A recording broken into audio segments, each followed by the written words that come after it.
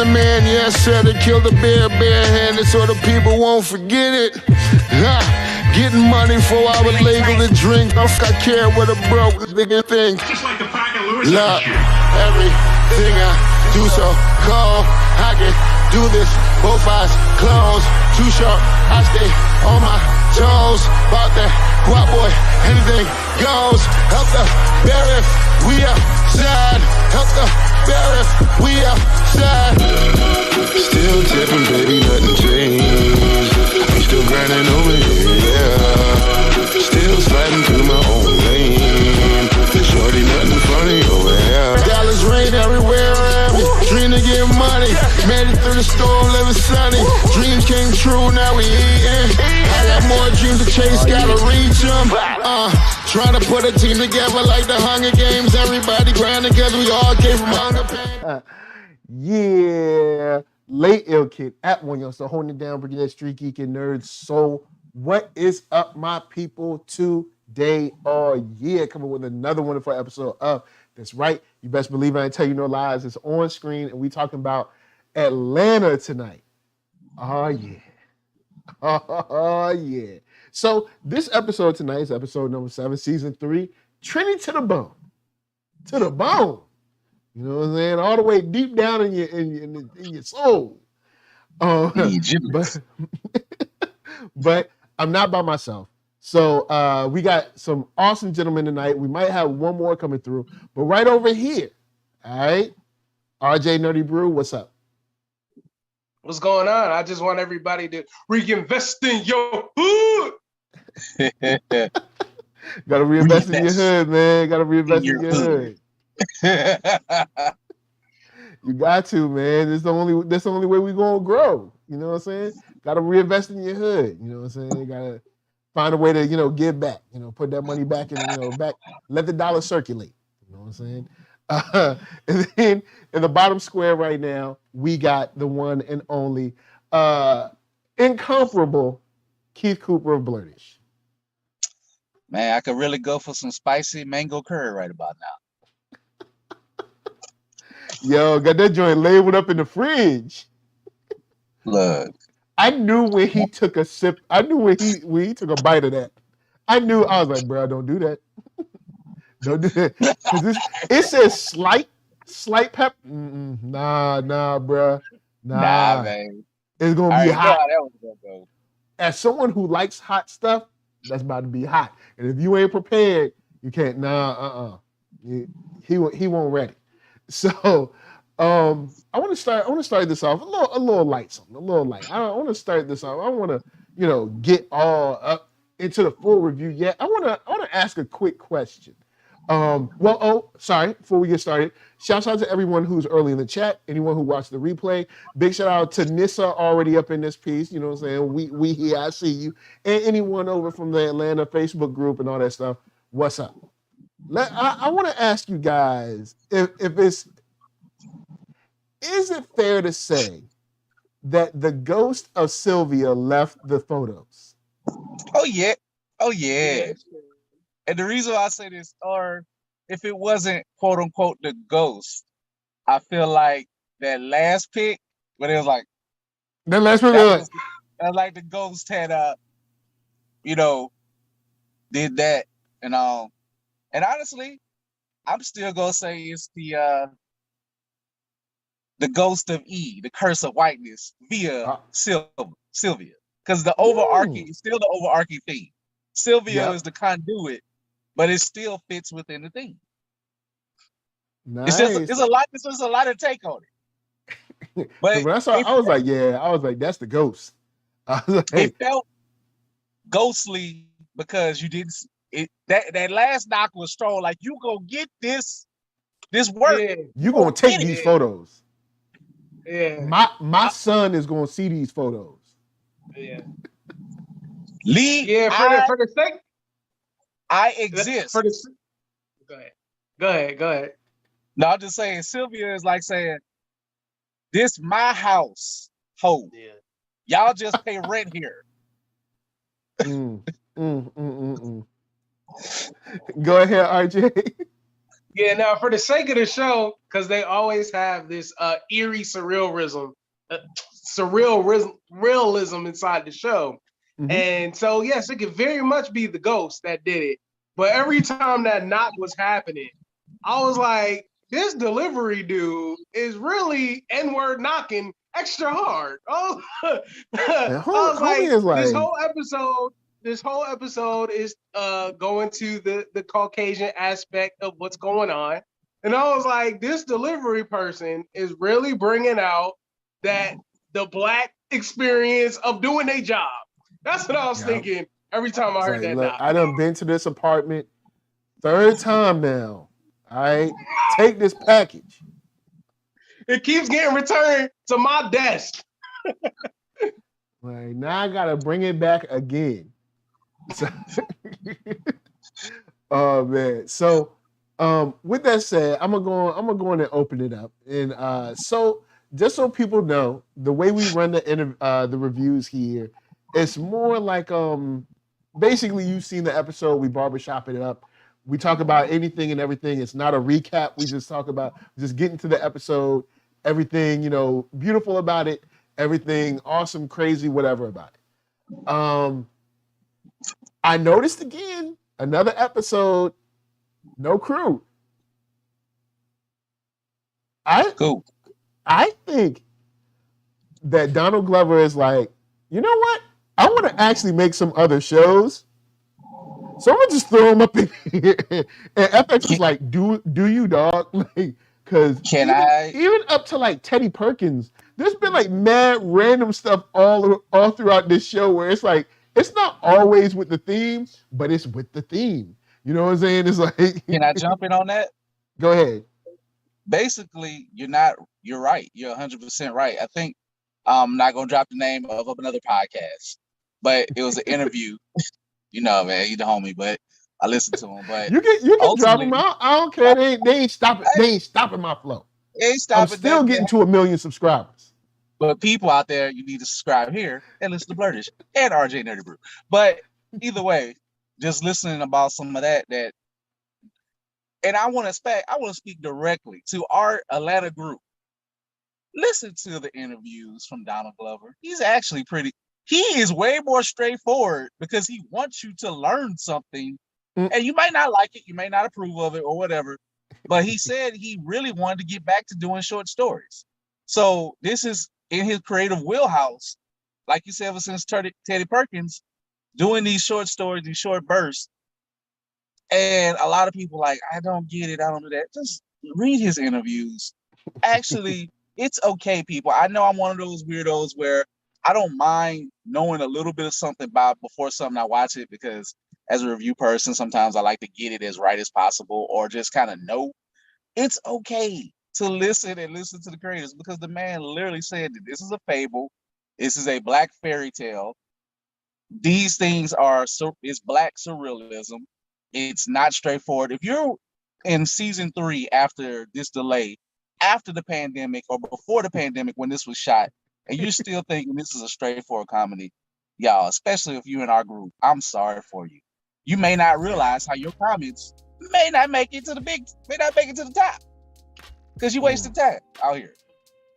Do everybody service and just read. Yeah, okay. Enjoy the show. Go on the route and enjoy the show.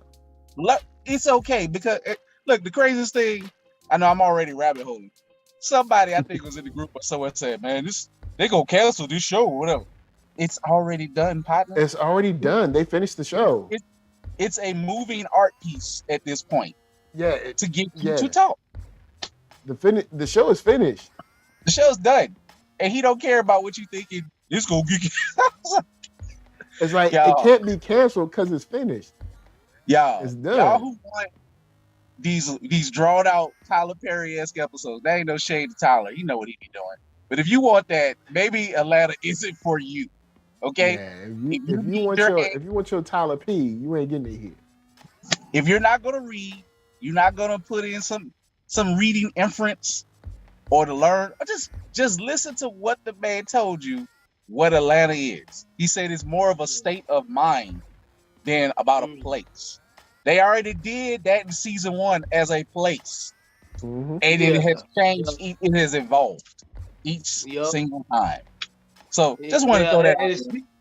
Yeah, and just to piggyback off of that, with season 2, they titled it Robin season, and with it called Robin season, he was saying that how people get broke during Christmas. During that period of time, people get broke, and then when they feel like they have the urge to be caught up in the whole consumerism, there's certain acts that people do that get involved, and that's why the first episode had that robbery inside of season 2. And so every season, episode that season had some kind of finesse or robbery of some sort.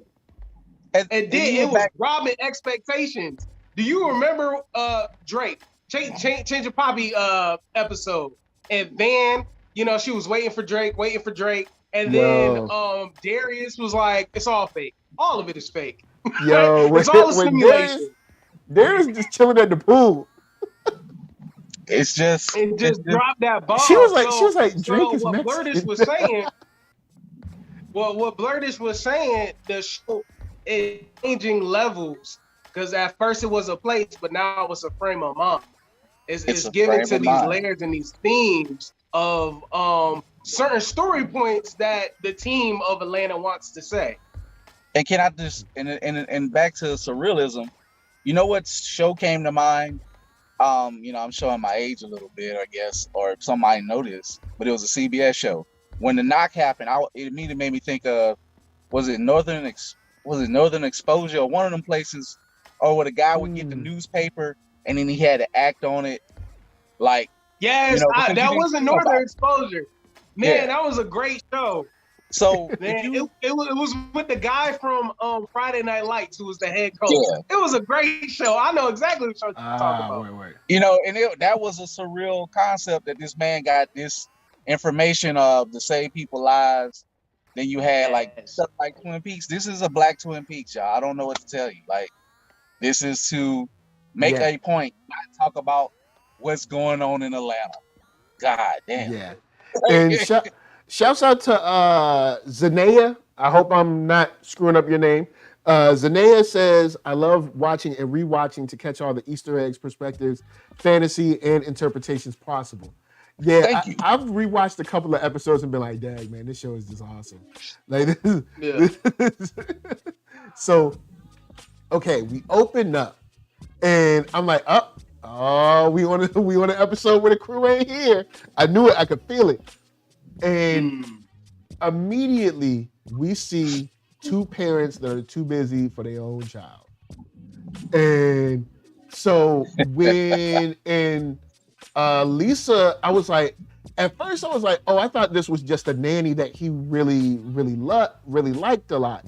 But Lady Lisa was like, nah, she's basically his mom. And then later on, when I see the way he's talking, like, is she gonna pick me up? And I was like, oh yeah, she is basically his mom. Cause he even asked, like, Mom, are you upset that you didn't get to do your yoga? You know what I'm saying? So it's like you have these two parents that are basically too busy for their own child. And they have this other person, because of course, in many cases, we ended up raising their young. So, and yes, if we want to go back to, let's just be for real. So, in a lot of cases, she's become this child's mother. And so much so that he won't even eat the food without the special kind of ingredients or the sauce or the seasoning or whatever she makes.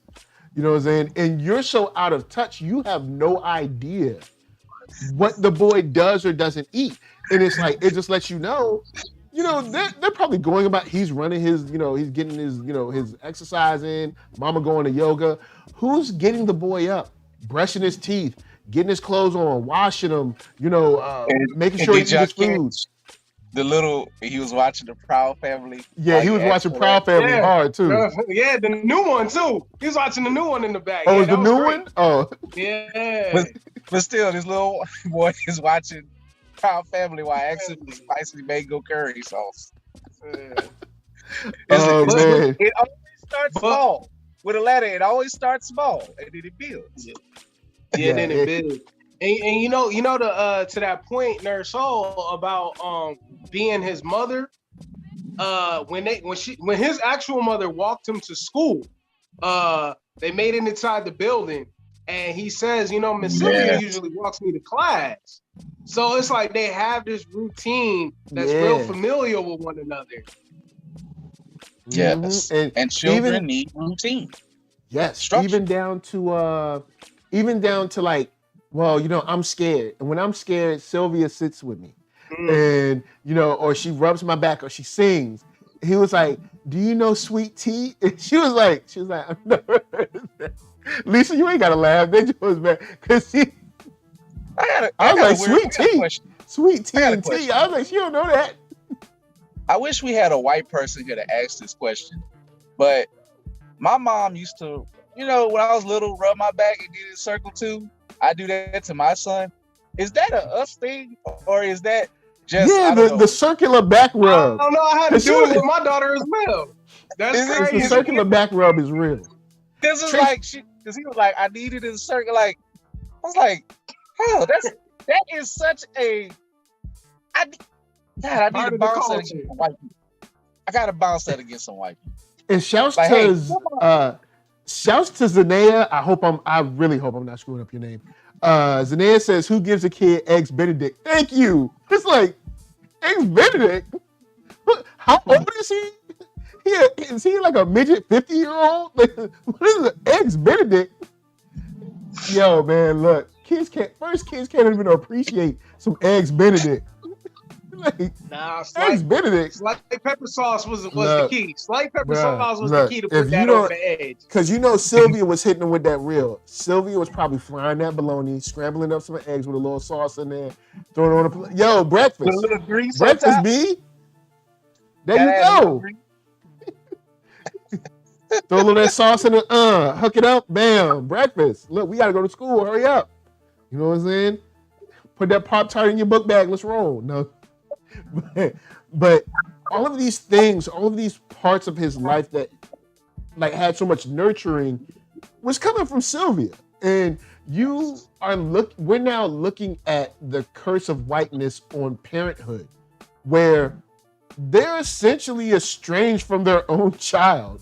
The child's like 6, maybe? Yeah. I'm guessing. And he was in kindergarten. Mm-hmm. And mom, like dad, I kind of feel like he was trying to switch.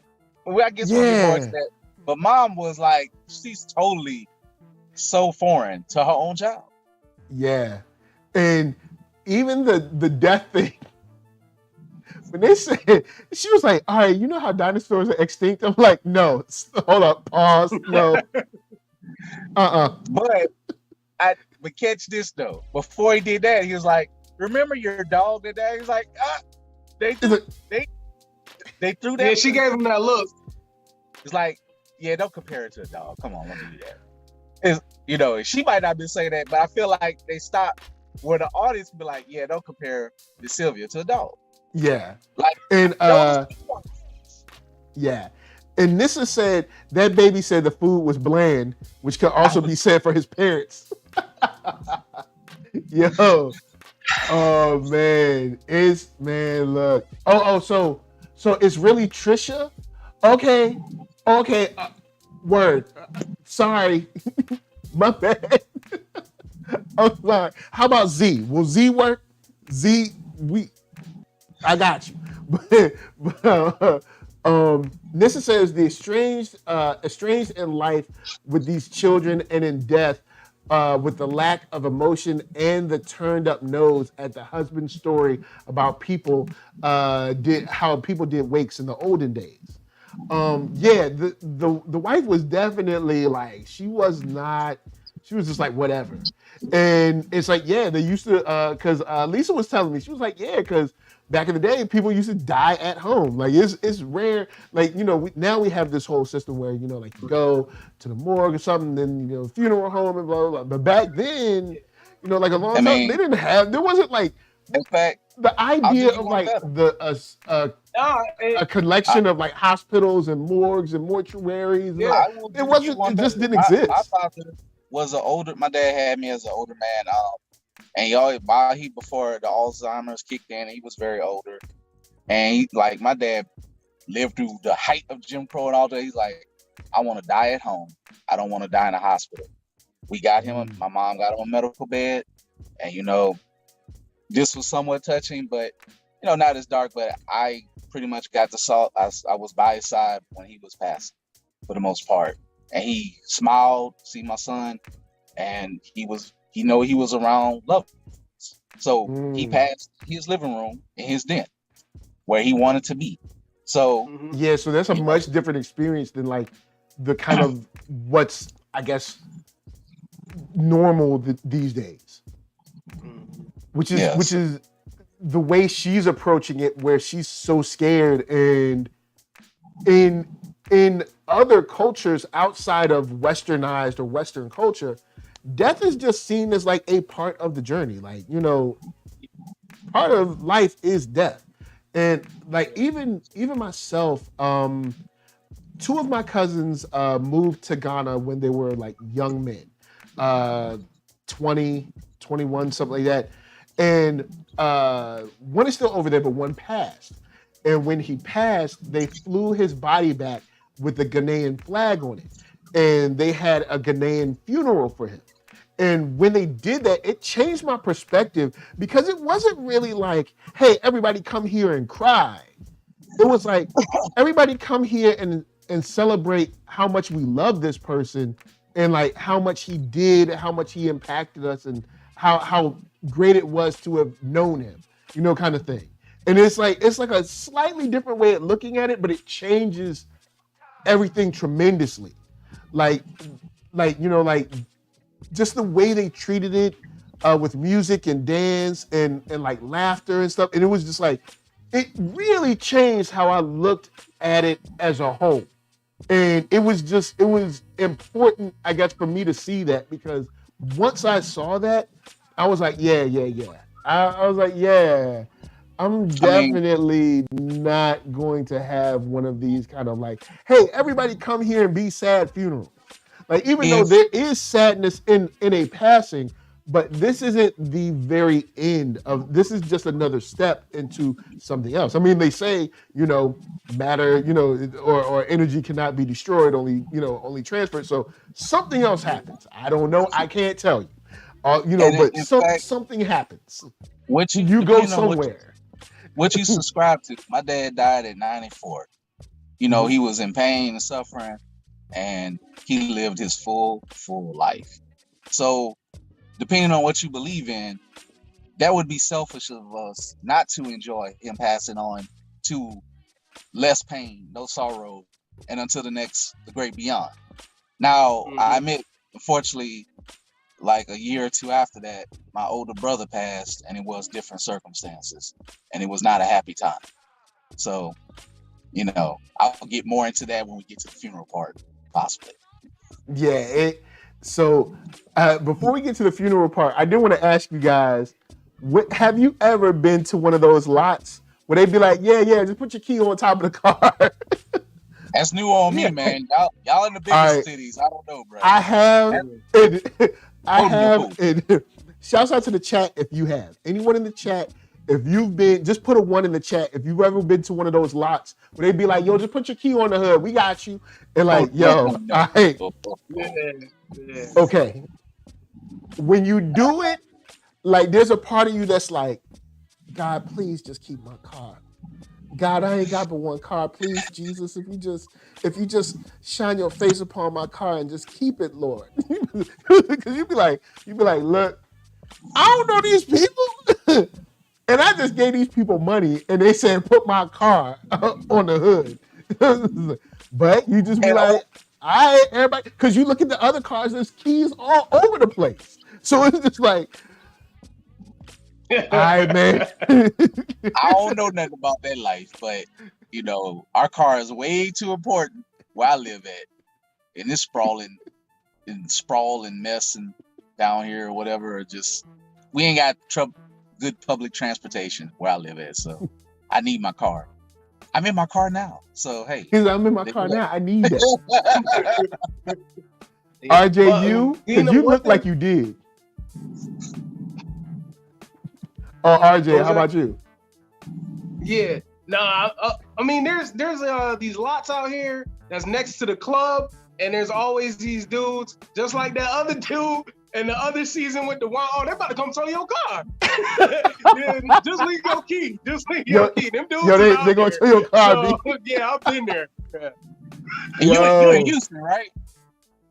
I am. Yeah, see, I went to man, I ain't gonna say what club I was at, but they was serious about that parking in Houston. I was like, oh my God. Yeah. I was like, wait a minute, I can't park on the lot? It's right, the lot is right here. You gotta go Can't there. park here. But And that's still, what it's you know what it for. This thing You know does. what it is, Butters? It's $10, leave your key. That's what it is. I had to Yo, leave here my you key, go. but I still had to pay $25 for parking in a lot that was on the property. I was like, well, y'all are really trying to get me in Houston. And they're like, if you do it, I'm like,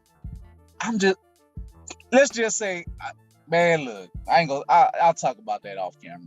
Yeah, that's a true story. I believe you. That's how it is out here. Yo, Where I was going to speak before I got in the building. shout out to Tyler Bennett coming up in here. All right, so here's my parking crazy story. All right, so I go, there's this place in Richmond, Virginia. It's called like Shockoe Bottom. So it's in the bottom, right? And everybody go to party at the bottom. So there's like this land that everybody parks on. It's under like 95 crosses, a train track, and it's just like under, but everybody parks there. All right, you know what I'm saying? Like I think BCU owns it now. Don't they own that? Well, whatever. But everybody parks down there. Everybody parked there. And don't nobody do nothing. One night we go out, get our chill on. I park my car. Everybody's car is there, right? Go in, we come out a couple hours later. All I see, before I even get outside, I see a whole bunch of people on their cell phones, people looking mad. I'm like, yo, what's going on out here? I get outside. All right, imagine a parking lot, I don't know, 400 cars or something like that. You come out, there's like 10 cars out there. Yo, the city came and told everybody. Bruh, it was so messed up because I remember like even some business owners were like, yo, this is gonna make people not want to come down here. So I was told I don't have no car. So I'm asking the dude, like the officer, I'm like, yo, well, where the cars? What y'all told them to? And it said a lot on the west side. So the west side is like a good 20, 25 miles that way. So I'm like, well, even if I wanted to, how am I get to my car? He was like, you can take a taxi. I'm like, of course I can. Of course, like I got hit in New Orleans. I was like, man, look. To the Hard Rock Cafe. And they got to see that in New Orleans, if you've been there, it's hard to park. So you see that like that opening spot, and it's so tempting. They do it on purpose. They make this open spot that's private, right where it's like Rampart or whatever, where the Hard Rock Cafe is at. I parked. I had a great time. I come out. Where you call it? Oh, they got you. Here's the phone I called. Yo, they got you, bro. It's like 20 miles away on the west bank of New Orleans. I'm like, oh, they have this whole. They got like everybody, yeah, man. Bruh, I almost started a riot in the tow place because I'm in there. It's packed because they got everybody's cars. And I went to pay, and she was like, "It's going to be 200 and something." I was like, "Yo, 200 for what?" And she was like, "Well, we towed it, and you have to pay the day storage fee." I was like, "It hasn't been a day." I had to pay 200 too. I was like, "It hasn't been a day." I was like, "How long is a day?" She was like, "I was like, I'll stop you. It's 24 hours." I was like, "You ain't had my car 24 hours. It's not even midnight yet," because we were going to leave the spot and go somewhere else. So I was like, "It's not even midnight yet. So you haven't even had it overnight technically yet." I was like, "I ain't paying that $80. Then everybody else in there was like, yeah. And I accidentally started started a baby riot inside of there. Because there was like 20 other people like, "Yeah, you haven't had it for this." I was like, "You couldn't have had it." I was like, "You couldn't have had the car no longer than 2-3 hours." I was like, so I was like, you could have had it that long. So I was like, no, I want my money back. I was like, I want my car. I'm not paying this $80. What people was going, man, they just, but I mean, they still got their money, but they just ain't get that extra 80. But I was like, hold up. I was like, how you gonna charge me a day? I was like, you ain't had the car for 2 hours. You just got the car. That's not a day. But yo, I was mad at the officer. I'm arguing with, well, of course, strategically arguing because I'm still a black man in America. So I was like, couldn't y'all just put up signs saying, hey, you can't park here no more? Why did you did this so y'all can make money? But I'm like, couldn't y'all have just put up signs, be like, yo, man, y'all can't park here no more? And then it would have sucked, but we would have just not parked there and we wouldn't have got towed. Like, but yeah, it was a bad night. It was a bad night, but it ended up with like a semi-revolution, so that was kind of funny. But yeah, those lots are real, y'all. Those lots where they just be like, leave the key, they exist.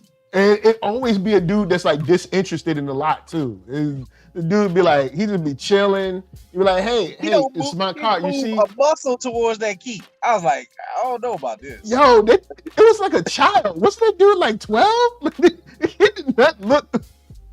He didn't even look like he could drive. He was playing Nintendo Switch, wasn't he? Probably. But even when they pull up, it's funny because you see them pull up and the dudes on the corner was just like, who are you? Daughter comes out and immediately there is a connection with the boy. Nothing with the parents. She's just like, oh, hi, how you doing? You know what I'm saying? And the son, they're immediately talking and going back and forth, trading. It's just like, yeah, you don't know your kid. You have no idea. You don't know your kid. You're a fish out of water with your own child, which is weird. Yeah. But and I wanted to comment on that with them working as they work, right? Their dynamic with their son or lack thereof. And when they had that conversation about death, they weren't even on the same terms with each other to even have the full conversation. So they're out of touch in their relationship. They're out of touch with their child because they're so caught up into the lifestyles that they're repeated on, on the hamster wheel. And so when they get to the funeral and then they see how their son is comfortable, they're fish out of water with this situation. Yo, when my man said yes. I was like, and you know what? That part cracked me up when he said yes. But he was like, yes, Lord. Yes. Shout out to, believe it or not, I'm gonna give. I think that was Chet Hanks with the random cameo. He did, and he said "World Star." Notice that white accent came back when it wasn't necessary. But when he was like, yeah, Miss Sylvia was my nanny too. It's like, where you from? Whatever. He's like, nah, I'm from Tribeca. And it's like, and you can see the look on their face, like, oh Lord, our son. She was like, I don't want this to happen to my child.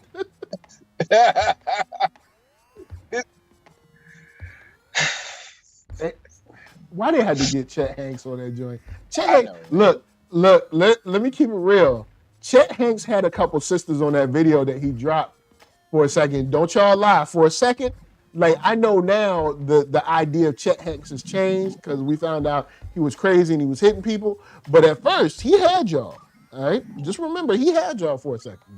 Don't get mad at me. It won't me. It was you.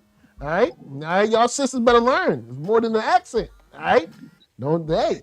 Because I saw y'all on Twitter. Y'all was all happy like, ooh, Chet. Ooh, the son that Tom Hanks ain't trying to play. Ain't trying to push. Hey, but I do think though, somebody could correct me if I'm wrong, but I think his last relationship. First of all, the shorty was out here in Texas or out here in Houston in the suburbs. And then second, I think she had Trinidadian background too. So I think they was trying to do like a surreal meta commentary. Yo, you know what? You right. Yo, like have that surreal, crazy, like, it's like, all right, now this is the dude that pretend to be from the islands, but we gonna put him in the episode. That's layers deep, all right? Layers deep in your mind. I didn't know that one. See, this is what you learn when you talk to people across the country, analyzing stuff. It's and funny because I'm sure Nissa said, yeah, that was crazy. I hollered when the baby said, yes, Lord. And okay, I'm slow. I didn't know that was Chet Hanks in the wing.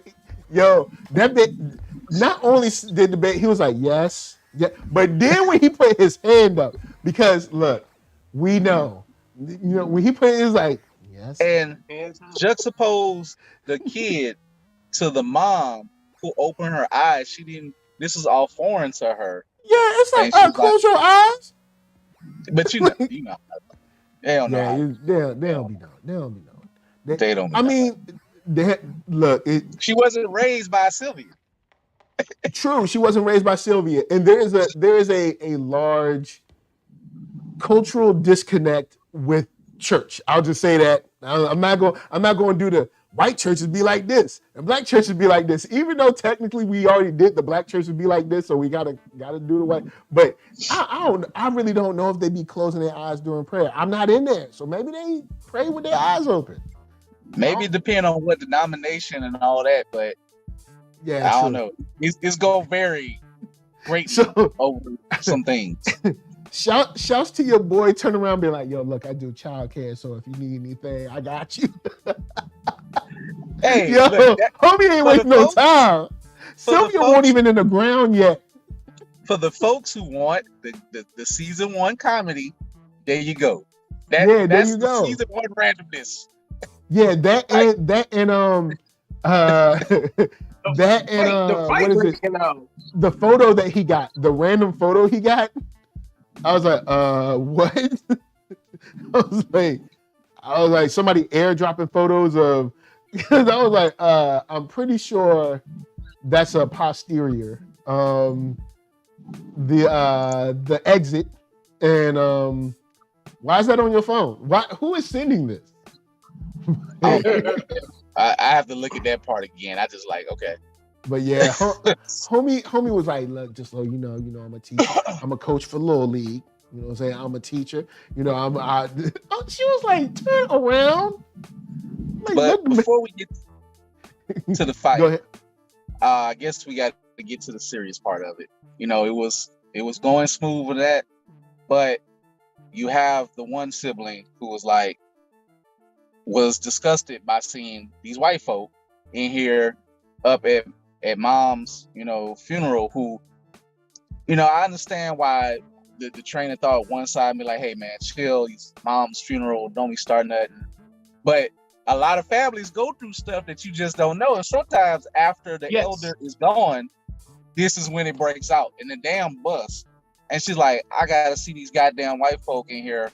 Where was my mom at when she had to do that? And she's like, hey man, she was working.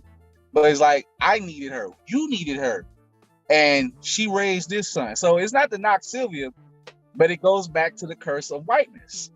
These people are so rich and wealthy, even though they probably not like the top, but they still in a high rise in probably Manhattan or something. And they're not have a penthouse in Manhattan. They got some money. They got some dough. They got enough money to be disconnected from their own son. Whereas Sylvia made this little boy feel loved, and whereas her own children might have felt neglected. And that is a hard topic where, my grandmother had to, my great grandmother had to do nanny work or whatever, and had to deal with them folks. Maybe not to that level, but they still did it. And I had to clean those folks' house and all that, and had to deal with that nonsense or whatever. So, and you're never going to be looked at as, they may not even look at you as a person, much less as a valuable employee or whatever, that you're just a dime a dozen. So I kind of appreciate. Well, it's funny, the wife tried to act like she wasn't that important until like the more and more the episode went on, she was like, oh. The dad was at least willing. He was like, yeah, like I want my boy to be kind of happy, and it's like she did all this.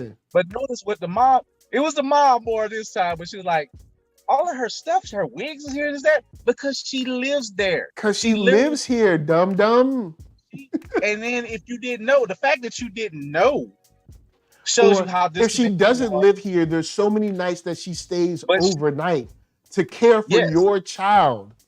You know what I mean? She technically has, and basically, us as Black people, you know, it's New York. She gotta be prepared. Like she might have to change clothes. That she just can't be rushing in force. She had to bring stuff to be prepared. That's just common sense. And it's just like that show you how the disconnect is so wide that she didn't even could understand that this person she pays how much she's in her house and in their life. That's wild to me. But it's just there was this part where you can kind of see it coming on. Like Nissa says, you knew it was gonna happen. You can see it because the guy's like, you know, she did this when she was younger, she did that, and then she worked here, and then she did that. And you can see Khadijah was cool, and I think the son was Lee. His name was Lee, I think. Lee was cool. And you saw the middle child. You saw the middle child. It was like, nah, what? Or not the oldest child that was in the middle. It was just like, what? Nah, she ain't feeling this. But let me know what you think about this. All right, because Lisa made a point last night saying, okay, I get where you're coming from, but due to the fact of what Lee said she was providing, if it was another job, she still wouldn't have been there. If she was working at the factory, if she was working at the hospital, if she was working at wherever, I don't know, the auto shop, whatever, she still wouldn't have been there because she was at work providing for us. But I am not mad at her. I'm not quite so mad at her outburst because she see where her time went in your face, and this is your goodbye to your mother. So other people might have a way of dealing with it. And honestly, like, let's just say the last time I saw my brother was at our father's funeral. And I'm just gonna say this, look, my brother he was state property or parish property. He was in chains. He came to there in prison in his orange jumpsuit. I was mad. I was fuming. Hold up. Mad. They brought him in the yellow, in the orange jumpsuit? Orange jumpsuit. Normally, see, that's foul, because normally they let you change. That was foul. Normally they let you change. He had the goddamn chains on. He was a prisoner. And it's like, and my brother's talking like, this is like my Atlanta moment. My brother it's like a bizarre moment because he's talking to me, you know, before he got there. And we ain't talked. I hugged him, and I'm just like, I almost was so mad I could have hit him in his face because of what was going on between whatever. Then I realized afterwards I forgave him. I said, my brother's so far gone. We ain't gonna have the best relationship, but then I thought about it. I talked to my wife, I'm like, you know what? Because my brother is in chains, if I would have hit him, they would have took me too. I was like, that's how wild it is. Because I don't think they would have did all that. They probably would have just broken up. I'm in Louisiana. They love locking up people. I've heard about Louisiana. Oh no, fam. The police, if they didn't take me too, they definitely would have put some hands on me, probably.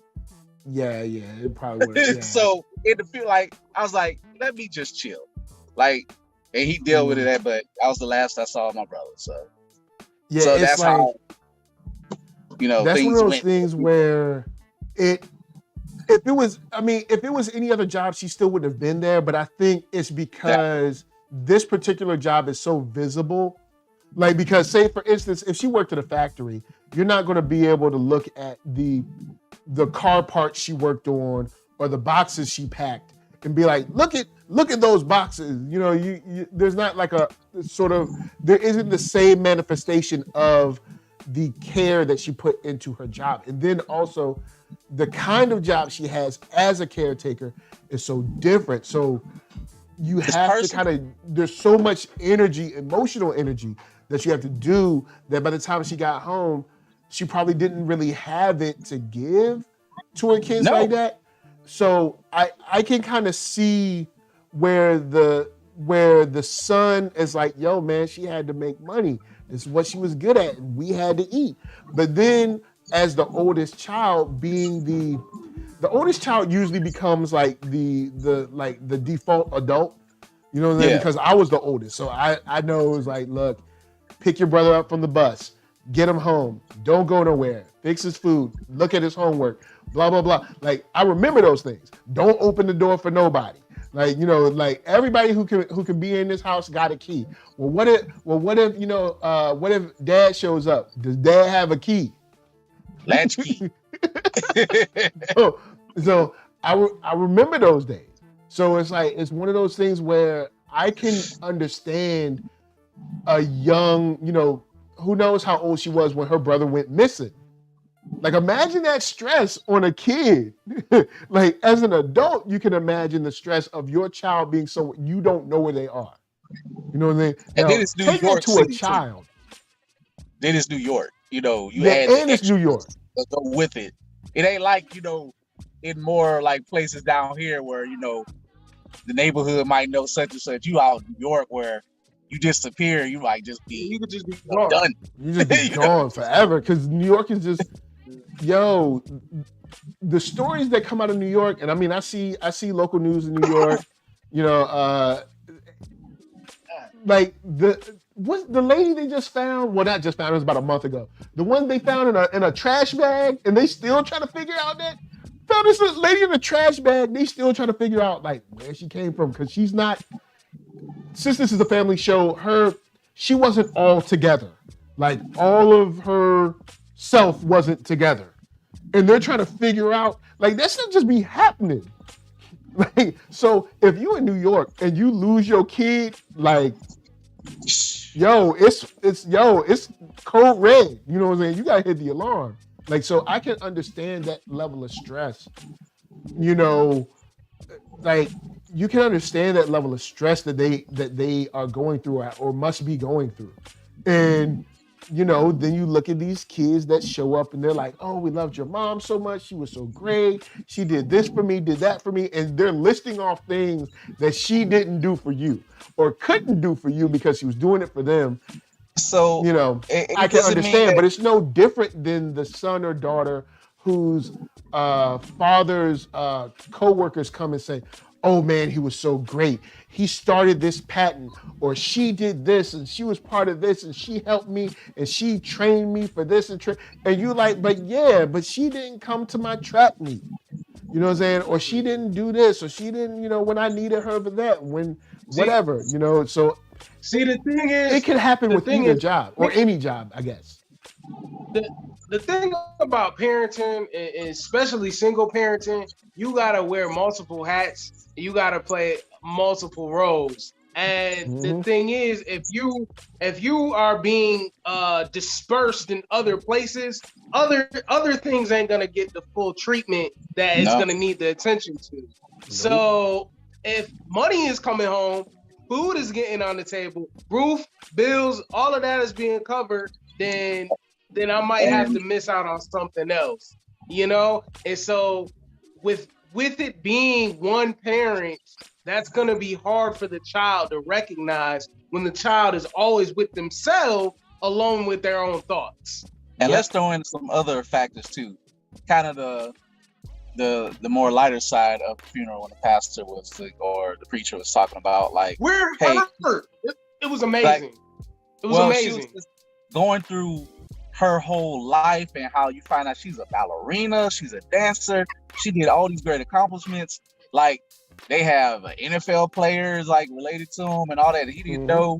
And it's like you're finally getting to see Miss Sylvia and their eye through their lens, like she's just not some old lady. She lived a full life. Yeah, she was a person, and she was sending money back to the islands to get her people over. She was doing a yeoman's level of work of different things. She was doing the most.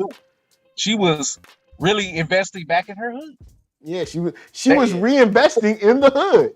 Reinvesting in the hood. Not the All Lives Matter hood, but just her own hood. So she was doing it all, man. So, you know, that's why I hope people ain't too hard on the daughter. Emotions gonna happen when you're at a funeral and you're saying goodbye to your loved one.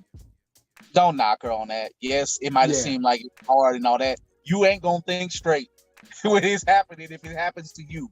Trust and believe. Because this is also a sudden death that they weren't prepared for. So it's not like mom was 103 and had been bedridden or on bed rest for the last 4 months, and we kind of were ready. You know what I'm saying? She was just working. She was just at work yesterday.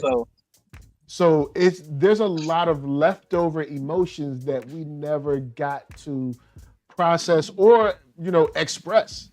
You know what I'm saying? And now maybe that was because maybe you waited too long, maybe you were afraid to say it, whatever it is. But the bottom line is there's a lot of leftover because this is a sudden passing. So there's going to be a lot of leftover emotion that we don't know what to do with it.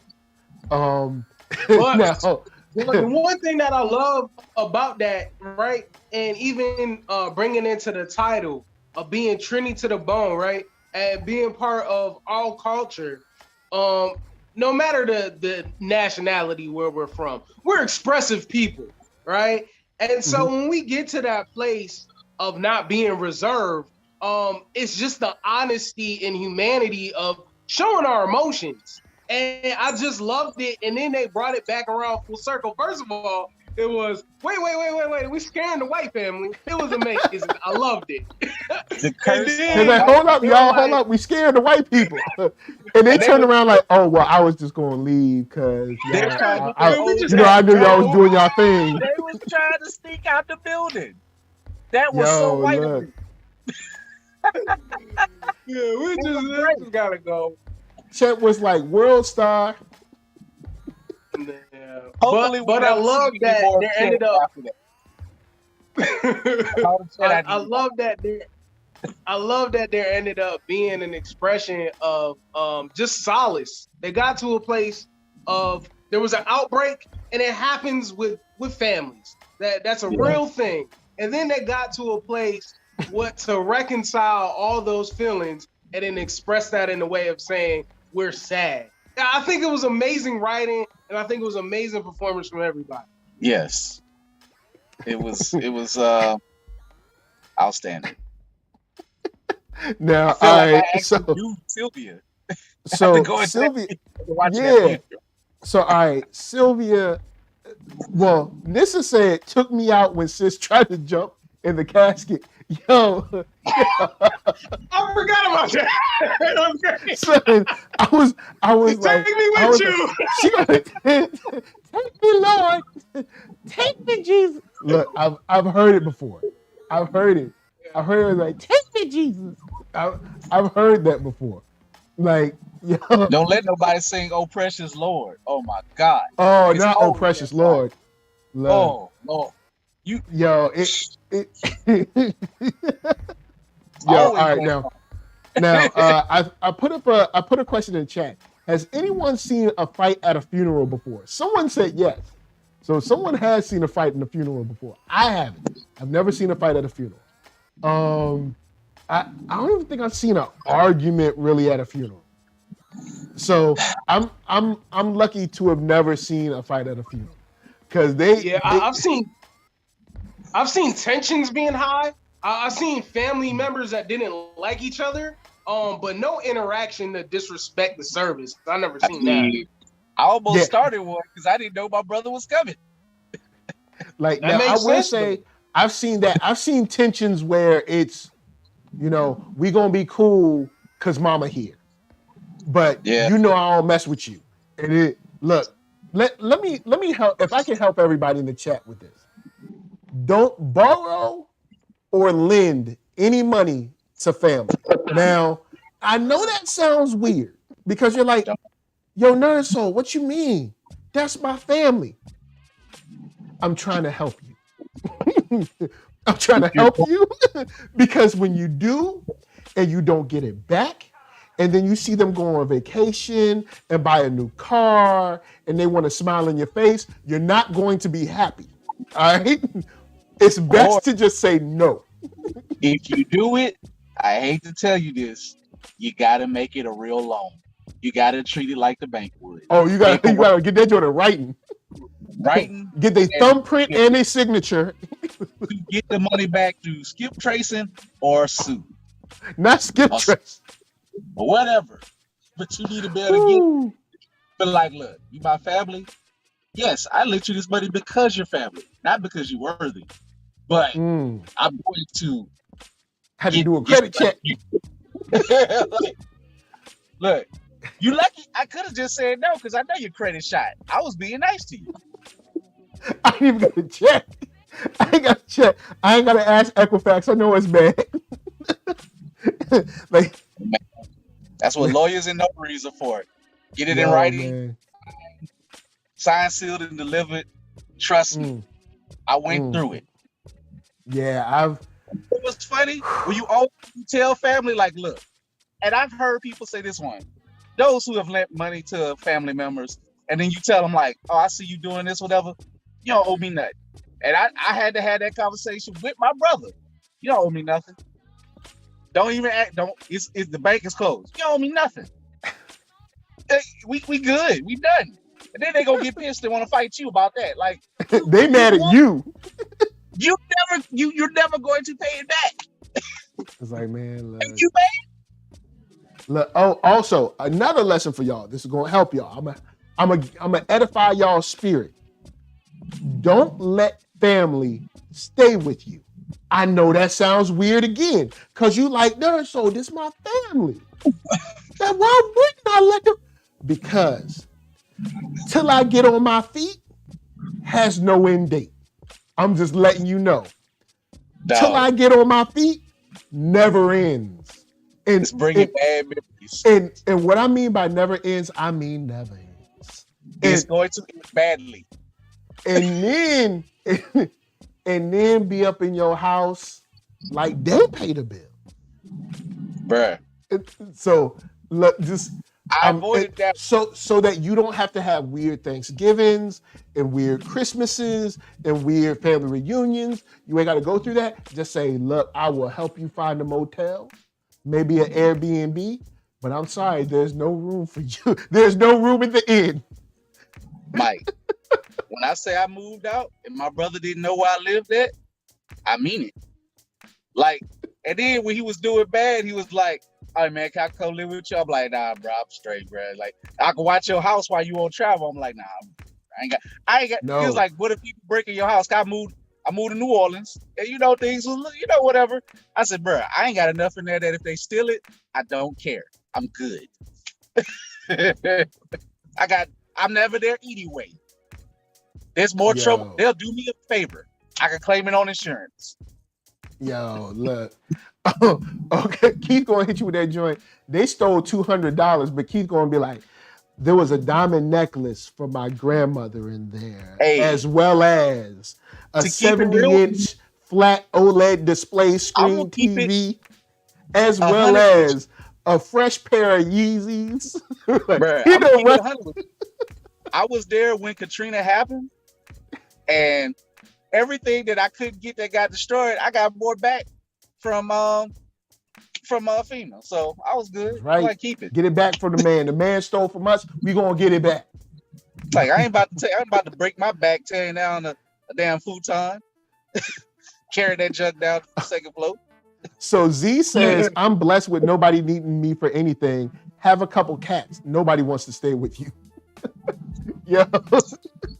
Be like, yo, man, I'm sorry, I ain't got no space. You live by yourself. My cats need space, so I talked to the cats earlier. They said nah, so But so I did want to ask about when we're looking at families like this, can you blame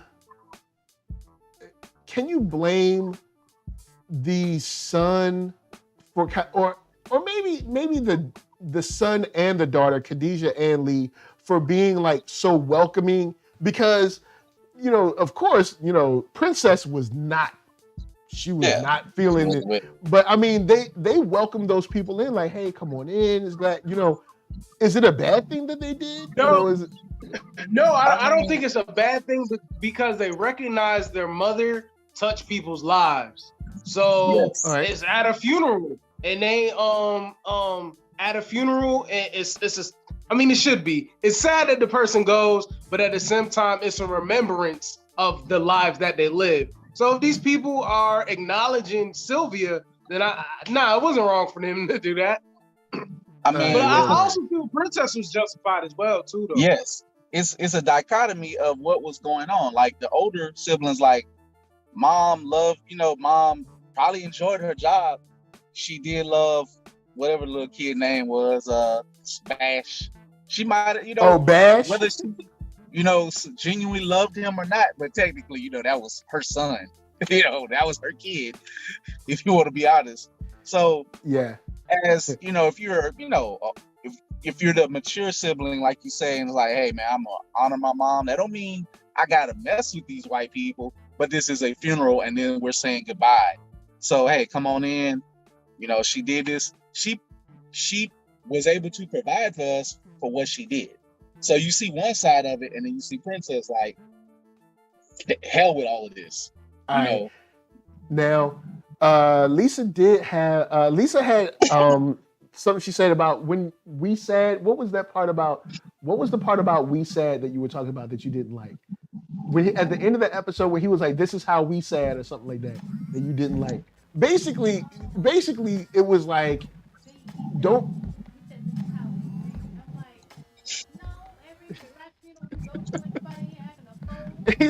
So basically, she was like, look, everybody ain't acting a fool at black funerals. Like, don't make this joint seem like you go to black funerals and this is what you get. Now, every now and then, I know we've seen the internet, we've seen the videos.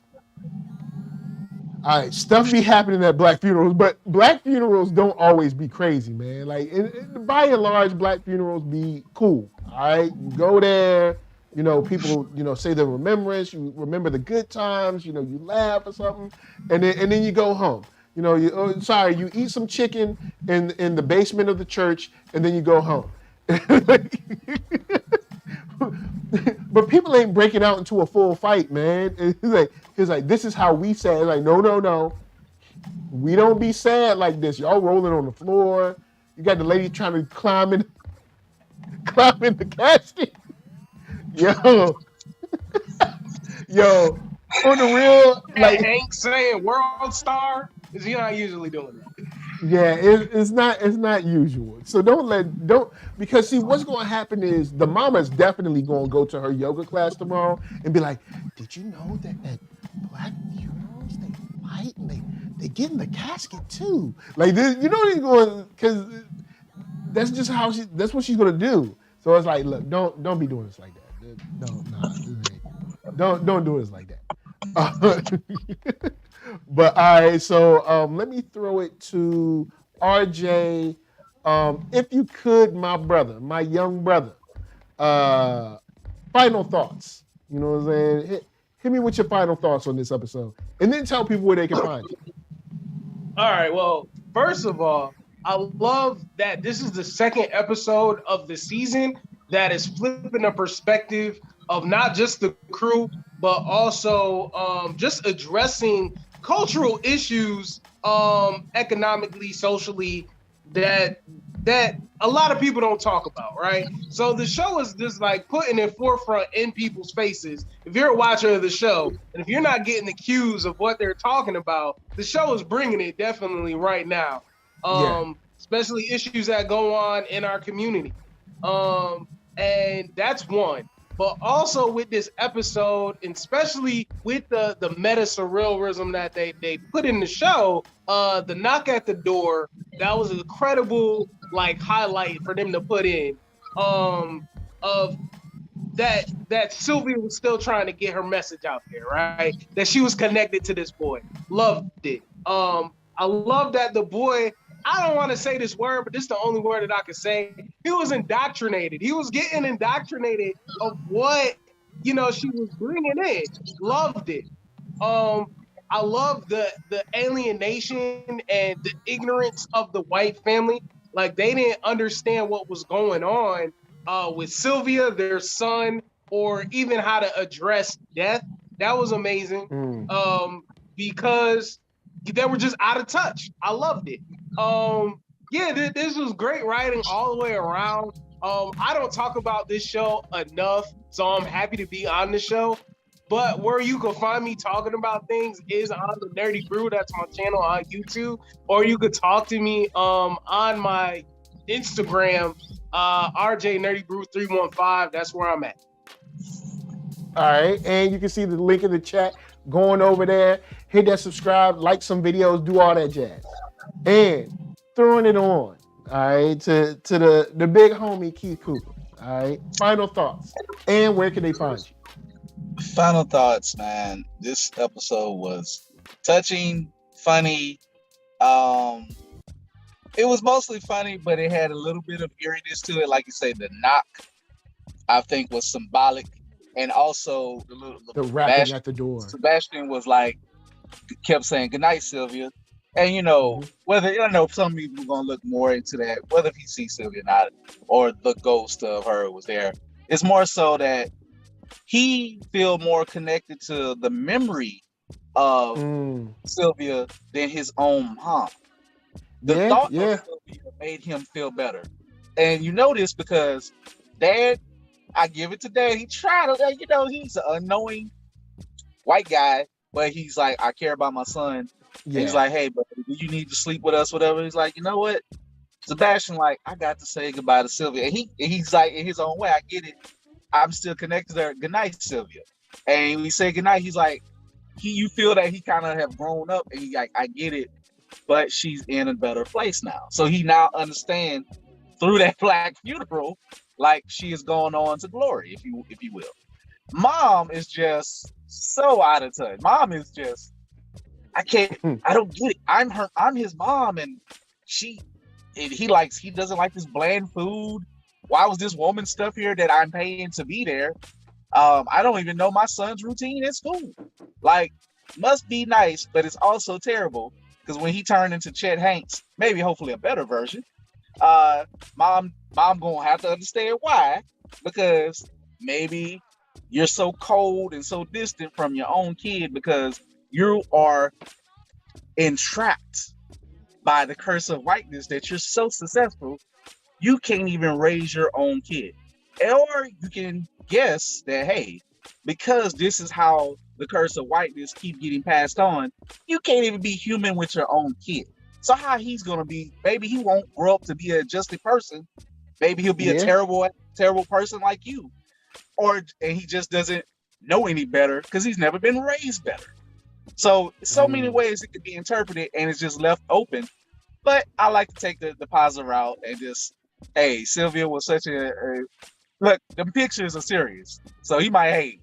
You're like, you better give them pictures to my son. I'm gonna curse you. So, cause that last look like, you know what it is. Put this picture in a frame and put it on the wall. I am in this house to stay until this boy leaves. So you can find me at www.blerd-ish.com. It's www.blerd.com, just like the shirt say. Shirt sale still going on tomorrow, last day for April. Of course, we always have a sale each month, usually once, sometimes twice, maybe sometimes 3 times. You never know. So you can find me there. I'm on IG, it's blerd.ish, Facebook page, and I'm on Twitch now. So watch me get beat up and die some games and some other stuff. And who knows? I'm everywhere. Hey, what Mike, up? All right. Before we get off, I just wanted to say this one Easter egg. The parents were talking and they were like, remember what Dr. Lipshit said? That's what the reference that they said to each other. And that's what Tommy Pickles' mom always said to Stu. She was always reading Lipshits. So I think that was an Easter egg that they put in there. Really nice. That's nice. Some fellow yuppies. Some new age hipster yuppies type. Yeah, that's a deep cut. All right, so speaking of that, this will be my final thought is to bring up one more point about the yuppiness when she said maybe our next person can be more metropolitan. Like, and younger. you mean white? Like, I love how people, metropolitan. What does that even mean? Mom wasn't with What does that Sylvia. mean? like I know what you mean, but what does metropolitan mean? What is it? More Manhattan friendly. Come on. That's urban.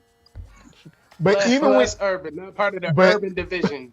But the funny thing is, Dad kept it real with her. Dad was like, "That's more expensive," and she was like, "Sylvia was expensive." He was like, "Not as expensive as you talking."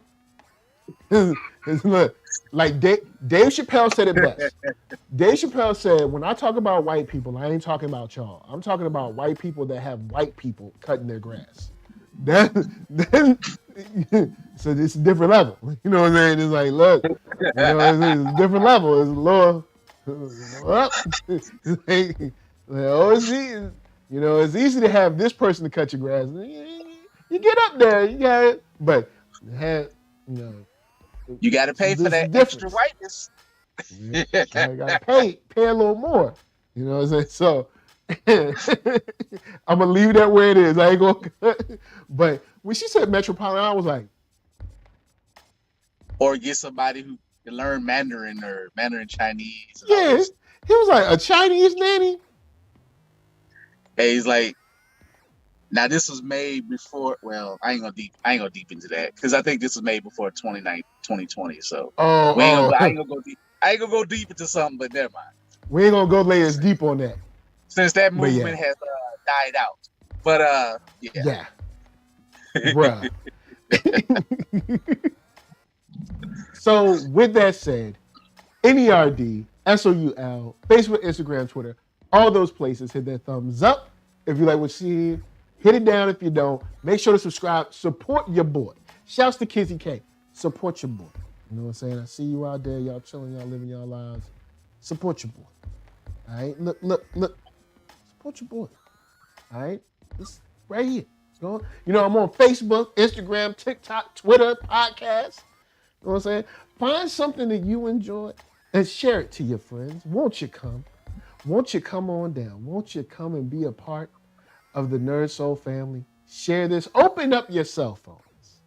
Share this to all inside. No, I don't care. I don't care if it's your grandmama, your mama, your best friend, your ex-girlfriend that you still got on there just in case you want to text her. Just go in and share it. All right? Just go in and share it out. Now, you say hi. Hi. Are you finished eating? No. Yes. Oh, you finished eating? Mm-hmm. All right, here we go. That's what I'm talking about. That's Mr. Key. Say hi. Hey. That's Mr. RJ. Say hi. I know you are, but I know who you are. Anyway, you ready to say peace? Say thanks for watching. Thanks for watching. Say we out. We out. All right, so from us to you, check out some black comics. Check out some dope music. And yeah, Dope beats. Yeah, dope beats. Tomorrow we got Earl Sweatshirt. No, we did Halo today. Mm-hmm. So tomorrow we got Earl Sweatshirt, Star Trek, and Young Justice. Discovery. No, Discovery's over. It's Picard. And Young Justice. oh man, I did watch some Star Trek Project. Oh yeah, Star Trek Prodigy. Star Trek Project was on space. Yep, there was on space. See? That's all you need to know. There was in space. So yep. You want to put your hand on it once again? All right, not yet. All right, hold on. Get close. No. Are you ready to? All right, you ready to say bye? Yeah. All right, say bye. All right, peace, y'all. We out.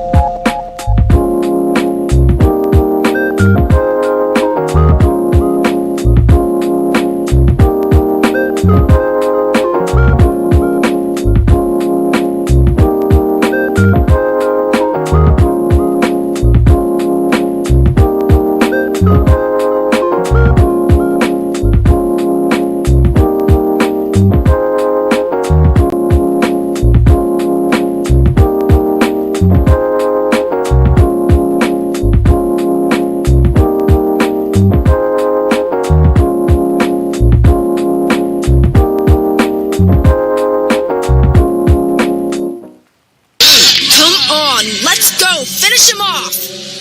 If you can't do it, then maybe you should let someone who can, like me.